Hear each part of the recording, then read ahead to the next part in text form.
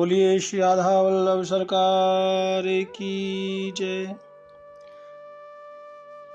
सद्गुरुदेव भगवान की जय। ना गुरुरधिकं तत्त्वं ना गुरुरधिकं तपः ना गुरुरधिकं ज्ञानं तस्मै श्री गुरवे नमः। प्यारे प्रभु प्रेमियों, आप सभी प्यारे भक्तों ने श्री मीराबाई जी का पावन चरित्र श्रवण किया, जो 52 ये दिन चला। भक्तों, जो हमारे भारतवर्ष में और कलयुग में महान संत हुए हैं, उनकी हम चर्चा सत्संग के द्वारा करते रहते हैं, क्योंकि संतों का सत्संग श्रवण करने से, संतों की कथा सुनने से हमें भक्ति कैसे करना है ये जानकारी मिलती है। भगवान से कैसे प्रेम करना है ये बात समझ में संतों के द्वारा ही आती है। प्यारे प्रभु प्रेमियों, आज हम चर्चा कर रहे हैं देवी करमैती बाई। ये भी राजस्थान से ही आई थी भक्तों, श्रीधाम वृंदावन। करमैती, प्यारे प्रभु प्रेमियों, कहते हैं इनके जो पिता थे, आप श्री का नाम था श्री परशुराम जी, और ये खंडेला पड़ता है एक जगह सीकर जिला में, वहाँ ये वास करते थे भक्तों। और उस समय शेखावत नाम के एक राजा थे, उनके यहाँ श्री परशुराम जी महाराज राजपुरोहित थे। तो ये परशुराम जी महाराज का और इन्हीं के यहाँ ये बेटी ने जन्म लिया करमैती, जिनका हम चरित्र श्रवण करने वाले हैं। तो भक्तों, जब जो परशुराम जी थे, परशुराम जी का विवाह हुआ, लेकिन अगले तकरीबन 15-20 वर्ष तक उनके यहाँ कोई संतान नहीं हुई थी, परशुराम जी के यहाँ। तो लोगों ने कहा कि आप एक काम करो, अपनी कुल देवी को मनाओ। परशुराम जी ने कहा, मैं तो कितने बार माता कुल देवी के पास गया, लेकिन कुछ हुआ नहीं। तो पिंड के गांव के लोगों ने कहा कि हम लोग कहते हैं आप एक बार और जाओ। तो ये परशुराम जी ने कहा ठीक है, आप कहते हैं तो जरूर जाऊंगा, और वैसे भी मैं तो माँ कुलदेवी का उपासक हूँ। लोगों के कहने से ये माता कुलदेवी के मंदिर जाने लगे, लेकिन इन्होंने मन में एक दृढ़ संकल्प लिया। और संकल्प क्या लिया कि अब मैं माता कुलदेवी के यहाँ जा तो रहा हूँ, लेकिन माँ जब तक मेरी विनती नहीं सुनेंगी, मुझे आशीर्वाद नहीं देंगी, तब तक मैं आऊँगा नहीं। चाहे मुझे अपना शरीर ही माँ के दरबार पर त्यागना पड़े, अपने शरीर की बलि देनी पड़े, ऐसा मन में सोचकर ये आप श्री परशुराम जी अपनी कुल देवी की यात्रा के लिए चल दिए। नंगे पैर जा रहे हैं भक्तों। प्यारे प्रभु प्रेमियों, रास्ते में क्योंकि पैदल चल रहे थे, भूखे प्यासे थे, कितने दिन धूप बहुत थी, गर्मी थी, तो रास्ते में एक जगह परशुराम जी ने देखा कि एक वृद्ध माँ, लेकिन उनकी जो आकृति थी वो वृद्ध बेशक थी, लेकिन जो उनके चेहरे पर जो तेज था, जो उनका स्वरूप था, वो बड़ा दिव्य था और परशुराम जी के सामने प्रकट हो गई। परशुराम जी को पूछा, बेटा आप कहाँ जा रहे हो? तो परशुराम जी ने कहा कि मैं अपनी माता कुल देवी का दर्शन करने जा रहा हूं।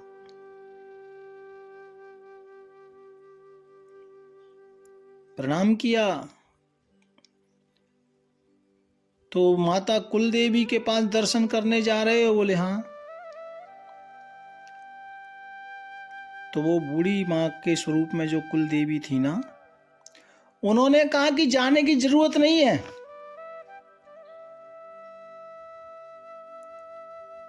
बोले नहीं मुझे जाना है। तो बोले जाना क्यों है? बोले मुझे माँ का दर्शन करना है। अच्छा, उसने अपने मन की बात जो उनके मन में बात थी ना, वो नहीं बोली, कहा मुझे तो माँ का दर्शन करना है। तो वो वृद्ध माँ के रूप में जो कुल देवी आई थी ना, उन्होंने परशुराम जी को कहा जा तू वापस लौट जा, मैं तुझे आशीर्वाद देती हूं, तेरे घर 4 पुत्र होंगे। अब परशुराम जी तो बड़े प्रसन्न हुए, क्योंकि ये तो उनके मन की बात हो गई ना, तो वो बहुत प्रसन्न हुए। तो उन्होंने कहा ठीक है माता, आपका आशीर्वाद मुझे मिला, बड़ी कृपा, लेकिन आप कौन हैं? तो माँ ने कहा कि जिथों तुसी जा रहे हो ना अपनी देवी की दर्शन, कुल देवी का दर्शन करने के लिए, मैं वही आपकी कुल देवी हूं।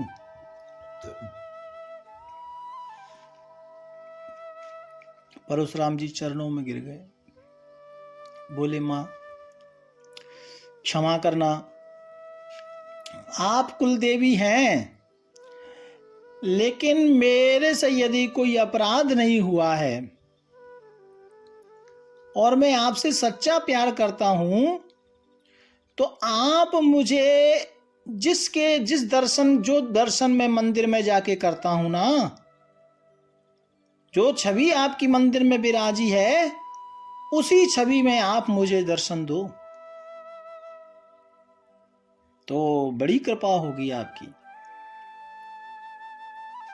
तो माँ कुल देवी ने जिस छवि से मंदिर में विराजती थी ना, उसी रूप का दर्शन परशुराम पंडित जी को दिया।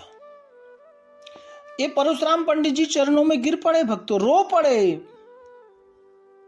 माँ तू जगत जननी है, और स्तुति करने लगे, हे दुर्गे, हे अम्बे, मेरे अपराध क्षमा कर, मेरे अपराध क्षमा कर, और तूने मुझ जैसे पापी के लिए इतना कष्ट किया, मुझे रास्ते में आकर दर्शन दिया माँ, और चरणों में गिर पड़े। प्यारे प्रभु प्रेमियों, माँ ने कहा कि ठीक है अब तुम संतुष्ट हो, जा मेरा आशीर्वाद है, मैं तुझसे प्रसन्न हूं। लेकिन कहते हैं ना, ये गृहस्थ आश्रम है, इसमें थोड़ा लालच तो रहता ही है कहीं ना कहीं। परशुराम जी ने कहा माँ आपने बिना मांगे मुझे सब कुछ दे दिया, मैं प्रसन्न भी हूं, लेकिन मन में एक लालसा है। माँ ने कहा क्या लालसा है? कहा माँ तूने बेटे का वरदान तो मुझे दे दिया, लेकिन मेरी इच्छा है कि एक बेटी भी मेरे घर आए।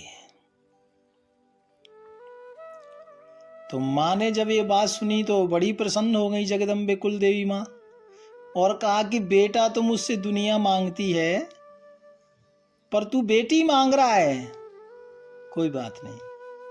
चाहे मैं तुझे आशीर्वाद देती हूँ, एक बेटी भी तेरे घर आएगी, और ऐसे आएगी जो तेरे कुल खानदान का नाम करेगी, तेरा नाम करेगी, तेरे गांव का, तेरे शहर का, चराचर में उसका नाम होगा, और भगवान की परम भक्ता होगी। ऐसा आशीर्वाद माँ ने दिया। अब ये पंडित जी तो बड़े प्रसन्न, दर्शन करके, माँ की स्तुति करके, और माँ के आदेश के अनुसार अपने घर आए, खंडेला अपने पिंड में। प्यारे प्रभु प्रेमियों, खंडेला इनका ये सीकर जिला राजस्थान में एक गांव पड़ता है। भगवत कृपा, माँ का आशीर्वाद, कुछ समय बाद भक्तों इनके यहाँ एक एक से और 4 पुत्रों ने, आगे आप कथा सुनेंगे, ये 4 पुत्रों ने इनके घर में जन्म लिया। और उसके कुछ समय बाद भक्तों एक बेटी ने जन्म लिया। उस बेटी का नाम, श्री परशुराम पंडित जी ने उस बेटी का नाम करमेती रख दिया। इसका मतलब ऐसा भी संत कहते हैं कि जिसने जीते जी तीनों प्रकार के तापों का नाश कर दिया हो, इसका मतलब भी करमेती है। तीनों तापों का जो विनाश कर दे वो करमेती है भक्तों। तो इस बेटी का नाम करमेती रखा। भक्तों, ये जो करमेती जो बिटिया है ना, ये और 4 पुत्रों से इसका जो स्वभाव था, जो बचपना था, वो अलग था, अद्भुत था। ये बचपन में जब खेल कूद भी करती थी ना, बच्चों के साथ, छोटे छोटे बच्चों के साथ में खेलती थी ना, तो उस समय भी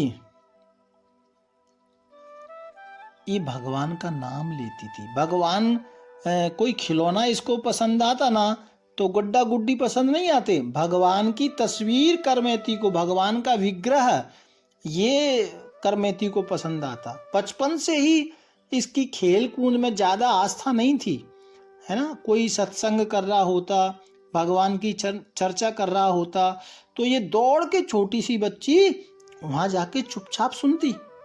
जैसे बड़े लोग सुनते ना, एकदम शांत भाव से बैठ जाती, और भगवान की जहां भी कथा होती ना भक्तों, ये सुनती। बचपन से खेल कूद की जगह इनकी जो आस्था थी वो भगवान के नाम में थी। और हर जगह, हर कण में, हर कोई भी पत्थर में, सब जगह ये भगवान का ही दर्शन करती थी। छोटे जब बचपना था ना, तब भी छोटे छोटे पत्थर लेके और रख के उनकी पूजा करती थी। इसका स्वभाव एक अलग था, छोटे बच्चों से अलग स्वभाव था।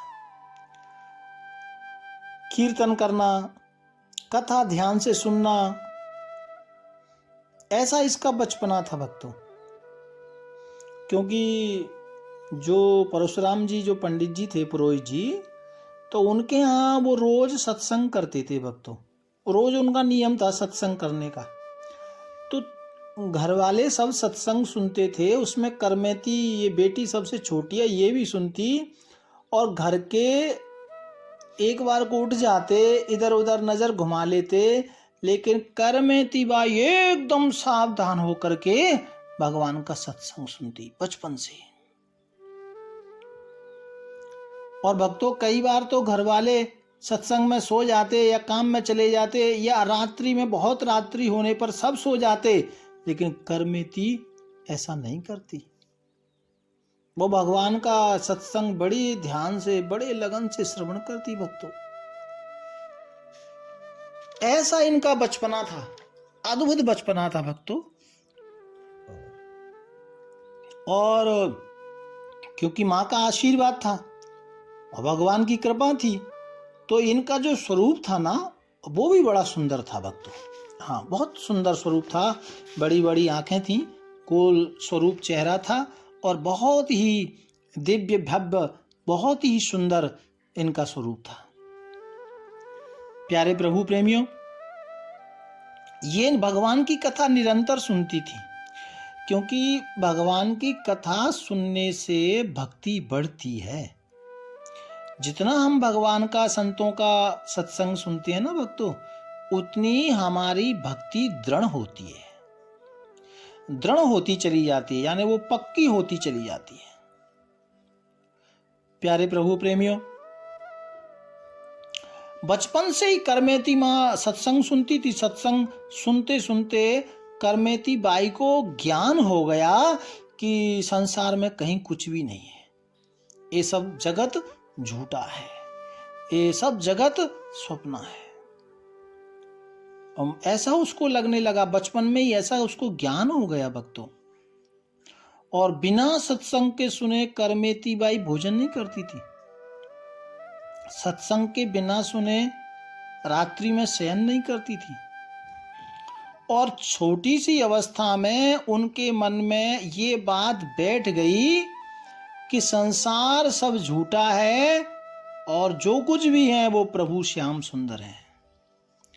सबके मालिक भगवान श्याम सुंदर है, सबके पति भगवान श्याम सुंदर है। ये सब तो माया है, लोक व्यवहार, समाज में उठना बैठना बोलना चालना, ये सब तो बोले सांसारिक व्यवहार है और सबका पति पुरुषोत्तम श्री श्याम सुंदर है। ऐसा उनके मन में भाव बैठ गया भक्तों। पहले ऐसा, अब क्योंकि ये धीरे धीरे बड़ी हो रही है ना, तो पहले ऐसा नियम था कि हमारे यहाँ, हमारे कुलों में जो बेटियां होती थी ना, उनका विवाह छोटी उम्र में कर दिया जाता था, छोटी उम्र में कर दिया जाता था। लेकिन ससुराल तो उनको जब 16 अवस्था हो जाती, यानी 16, 17 साल, 18 वर्ष की अवस्था होती ना, तब उनको भेजते थे। लेकिन विवाह बचपन में कर दिया जाता था, 7, 8, 9, 10 वर्ष की अवस्था में, ऐसा पहले रिवाज था। और वो माँ बापों की सोच, पिताओं की सोच रही होगी कि हमारी बेटी पवित्र रहे, पवित्र संस्कार इसके जीवन में आए। और इस भाव से लोग, क्योंकि जीवन पर्यंत हमारी बेटी पवित्रता जीवन बेटी का बना रहे, इस भाव से लोग विवाह जल्दी किया करते थे। ससुराल तो बाद में ही भेजते थे जब बेटी की अवस्था हो जाती थी। तो जो इनके पिताजी हैं परशुराम जी, उन्होंने भी एक पास में ही ब्राह्मण का बालक, क्योंकि उसके पिताजी भी एक दरबार में राज पुरोहित थे, और उनका ज्येष्ठ बड़ा बेटा उनके साथ करमेती बाई का संबंध कर दिया। और बचपन में ही करमेती बाई का विवाह परशुराम जी ने कर दिया भक्तों। अब विवाह हुआ, करमेती बाई तो क्यों छोटी थी, कुछ समझ पाती नहीं थी। विवाह हो गया, और विवाह होने के बाद जब माता देवी करमेती 16 वर्ष की जब हुई भक्तों, 16-17 वर्ष की जब हुई थी, तो फिर ससुराल से पत्रिका आई गौने की। एक गौना होता था भक्तों, 16, 17, 18 वर्ष की अवस्था, जब भी उचित लगता उनको ससुराल भेजा जाता। तो इनके ससुराल पक्ष से भी ये चर्चा आई, गौने का समय आया। और प्यारे भक्तों, इधर परशुराम जी को मालूम हुआ कि बेटी का गौना करना है, तो बड़ी खुशी हुई, सब लोग खुशियां मना रहे थे, क्योंकि वो शादी जैसा माहौल ही हो गया था ना वापिस। राजपुरोहित थे भक्तों, धन की कोई कमी नहीं थी, तो तैयारियां होने लगी। सुंदर सुंदर वस्त्र आभूषण खरीदना, बेटी के लिए सुंदर वस्त्र खरीदना, और जो रिश्तेदार आने वाले हैं करमेती बाई को गौना करने के लिए, लेने के लिए, उनके लिए सुंदर सुंदर भोजन व्यवस्थाएं होने लगी। माताएं लोग गीत संगीत गा रही हैं, और पंडित जी का जो घर है उसको भी बहुत सुंदर सजाया हुआ है, मतलब बिल्कुल जैसे शादी का माहौल होता है ना, वैसा ही माहौल पूरा पंडित जी के घर बना हुआ है। प्यारे भक्तों, तैयारी हो रही है, ससुराल से लेने के लिए लोग आ गए। और करमेती बाई को पता चला, करमेती बाई को पता चला कि मेरी ससुराल से लोग आ गए हैं मुझे लेने के लिए, और कल मुझे ससुराल जाना है, कल मैं ससुराल चली जाऊंगी। उनको ऐसा लगा और मन में विचार कर रही है कि मैं ससुराल तो जाऊंगी, लेकिन वहां तो मुझे सत्संग नहीं मिलेगा, वहां तो मेरा भजन नहीं हो पाएगा, क्योंकि जिस घर में मैं जा रही हूं उस घर में तो कोई भगवान का नाम लेने वाला भी नहीं है, कोई सत्संग सुनने वाला भी नहीं है, कोई कथा सुनाने वाला भी नहीं है, ये तो सब मेरा छूट जाएगा। और पता नहीं ससुराल कैसा होगा, वहां कोई श्याम को मानने वाला होगा भी नहीं होगा, आगे मेरे जीवन में जीवन कैसे चलेगा, क्या मेरे जीवन में हरि चर्चा नहीं आएगी, संतों का दर्शन नहीं मिलेगा, क्या मेरा ठाकुर से प्रेम व्यर्थ चला जाएगा। ये सब करमेती बाई सोच रही है भक्तों। प्यारे प्रेमियों, करमेती बाई सोचते सोचते बहुत अंतर्मुख हो गई। उसको लगा कि ये तो ठीक नहीं हो रहा, यहाँ तो मैं मतलब मेरा जीवन अच्छा देखो, यहाँ सोच देखो आप, लोगों का जब विवाह शादी होती है तो बिजनेस, और वो सोचते हैं कि जीवन में हम एडजस्ट हो गए, है ना। लेकिन यहाँ करमेती बाई सोच रही हैं कि मेरा जीवन मेरे जीवन का अब नाश होने वाला है, कल से मेरे जीवन का नाश हो जाएगा, ऐसा सोच रही हैं। और वो सोच रही हैं कि वहाँ तो भगवान की कथा नहीं है, और वहाँ जाऊंगी तो मेरा ये सत्संग कीर्तन भजन भगवान के प्रति स्नेह ये सब मेरा छूट जाएगा, क्योंकि प्रेमी के प्रेम पथ पर हुआ है मन दीवाना, प्रेमी के प्रेम पथ पर। ओ करमेती बाई तो अपना मन श्री श्याम सुंदर को दे चुकी थी भक्तों, और करमेती बाई को बड़ा संकट सा लग रहा है, बड़ा संकट लग रहा है। रात्रि का समय है और मन में बहुत पीड़ा है, बहुत पीड़ा। सोची क्या करूं अब, क्योंकि स्त्री शरीर है, और स्त्री शरीर भक्तों परम स्वतंत्र नहीं होता है। बचपन में माता पिता के अधीन रहता है, और युवावस्था शादी के बाद पति के अधीन रहता है, और वृद्धावस्था में बच्चों के अधीन रहता है। तो स्त्री शरीर है। मन में विचार कर रही थी क्या करूं, क्योंकि यदि मुझे ससुराल जाना पड़ गया तो हरि चर्चा छूट जाएगी, तो ये जीवन, ऐसा जीवन जीना तो बेकार है। और फिर ऐसे जिस जीवन में भगवान का भजन नहीं, तो ऐसे जीवन को जीने का क्या लाभ, फिर ऐसे पति का क्या लाभ। और ऐसा मन में विचार करती हैं भक्तों। संत कहते हैं, कठिन काल कल युग में करमेती निकलंक रही। इस कलयुग में करमेती बाई बिल्कुल निष्कलंक रही भक्तों। आगे आप सुनेंगे कथा। मानो किसी को काजल की कोठरी में बंद कर दिया और शरीर में कोई दाग नहीं लगा। ये कलिकाल तो काल कोठरी है ना, इस कलिकाल में बिल्कुल निष्कलंक रही देवी करमेती। नश्वर पति रति त्यागी कृष्ण पद सो रति जोरी, सवे जगत की फांसी तरक तिनका ज्यों तोरी। और उसको लगा कि सब बेकार है, नहीं चाहिए ये कृष्ण पद सो रति जोरी, और जगत तो ये फांसी के समान है, और एकदम मन में तिनका के समान ये सब रिश्तेदारी प्यार मोहब्बत सब को एकदम छोड़ दिया मन से।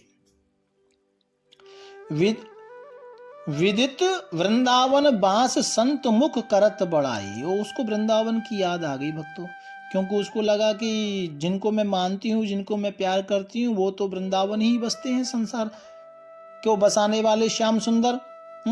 संसार स्वाद सुख भांति कर फेर नहीं, तिन तन चही कठिन काल कलयुग में करमेती निकलंक रही। निष्कलंक करमेती बाई रही। उसने सोचा कि सुबह तो मुझे ससुराल में जाना है, अब क्या होगा। रात्रि में भक्तों सब सो गए और करमेती बाई विचार कर रही है कि आज किशोर सुघर सो लागे, रूप विवश पति पागे, काल बुढ़ाय होय जर जर तन, जगरत मोह न त्यागे। करमेती बाई कह रही है कि आज तो पति सुंदर लगेगा, सुंदर है पति, रूप विवश पति पाके, मैं भी बड़ी खुशी होंगी कि सुंदर पति मिल गया, लेकिन कल बुढ़ापा आएगा, परसों शरीर जर्जर होगा, नहीं चाहिए ऐसा पता। आज धनी कल रंक, आज है फिर है नाही, कर ऐसे प्रेम होय नहीं, सुख जग माही। करमेती कह रही है कि आज धनी है और कल भिखारी हो जाए, इसका कोई कन्फर्म नहीं है। कर ऐसे प्रेम होय नहीं, सुख जग माही। ये प्रेम तो सच्चा नहीं है। आगे कहती हैं, आज सुहागन बन के फूली, भूली जग सुख पाई, काल अभागन बन के रोवत, नाते दुखदाई। करमेती बाई कह रही है कि आज तो मैं सुहागिन होके फूल जाऊंगी, खुशी हो जाऊंगी, फूली जगमाही, मैं सब कुछ भूल जाऊंगी, लेकिन एक काल जब आएगा, वो जब खा जाएगा, तो फिर काल अभागन बन के रोवत, नाते ये दुखदाई। संसार के जितने भी नाते हैं ये सब दुखदाई हैं। याते बलि बैरागिन बसिए, वृंदावन रजधानी। इससे अच्छा तो जीवन वैराग्य में बसिए और परम पुरुष सर्वेश्वर नागर, पति सब दिन सुखदाई। जो परम पुरुष है, जो सबका पति है, वही मेरा पति परम पुरुषोत्तम श्याम सुंदर है। इसलिए मीरा जी कहती थी ना, ऐसे बर को कहा बरो, जन्म ले मर जाए। सच्चा पति तो श्री संसार का पति श्याम सुंदर है, सच्चा पति तो वही है। करमेती बाई मन में विचार कर रही हैं, नहीं चाहिए ये जीवन, नहीं चाहिए ये अवस्था, क्योंकि अभी यौवन है, आगे वृद्धावस्था आएगा, अभी पति सुंदर है, आगे ये बुजुर्ग होगा, मरेगा, विधवा होना पड़ेगा, मेरा भी रूप बिगड़ेगा। इससे अच्छा बार बार ये जीवन मुझे मिलेगा नहीं, ये जीवन आगे आएगा नहीं, और इसलिए मुझे ये जीवन गंवाना नहीं है।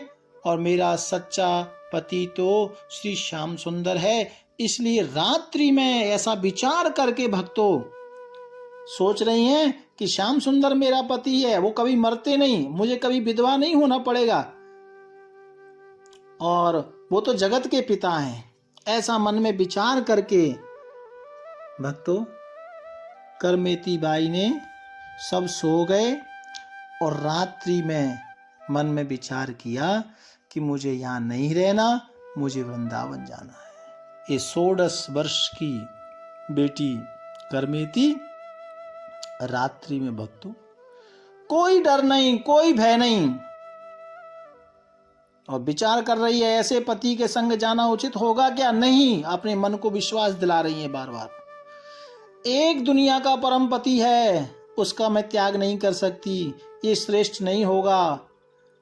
अब तो जीवन का एकमात्र लक्ष्य है, श्याम सुंदर ही हमारे पति हैं और उनकी राजधानी ही मेरा घर है, यही मेरा जीवन है। अपने मन को कह रही है, उठ मन, जाग मन। ऐसा अपने मन को जगाती हुई भक्ति, दृढ़ विश्वास दिलाते हुए, और क्योंकि भगवान के चरणों में प्रीति हो गई है भक्तों, ये परमहंस की अवस्था है। और करमेती बाई इतना वैभव, धन, संपदा, बहुत सुंदर पति, सबको त्याग कर कह रही है कि ये सत्य नहीं है, प्रभु की शरण ही एक सत्य है। और श्याम की याद में करमेती बाई रोने लगी और वृत्तियां ठाकुर में लग गई भक्तों। इधर सब तैयारी चल रही है, सब बहुत आनंद आ रहा है, लेकिन करमेती बाई मन में विचार करती हैं, क्या करूं? पर सोच भारी कहा कीजिए बिचारी, हाड़ मास सो सवारी देह रति के न काम की। भक्तों, ऐसा मन में विचार करके करमेती बाई रात्रि में ही घर से निकल पड़ी श्री राम वृंदावन की ओर। अब आगे की कथा हम कल श्रवण करेंगे बेटा। राधे राधे। और क्योंकि अभी समय हो गया है, आगे अब कल श्रवण करते हैं। करमेती बाई का ये चरित्र बड़ा पावन है। प्यार से बोलो राधे राधे, राधे राधे, राधे राधे। राधा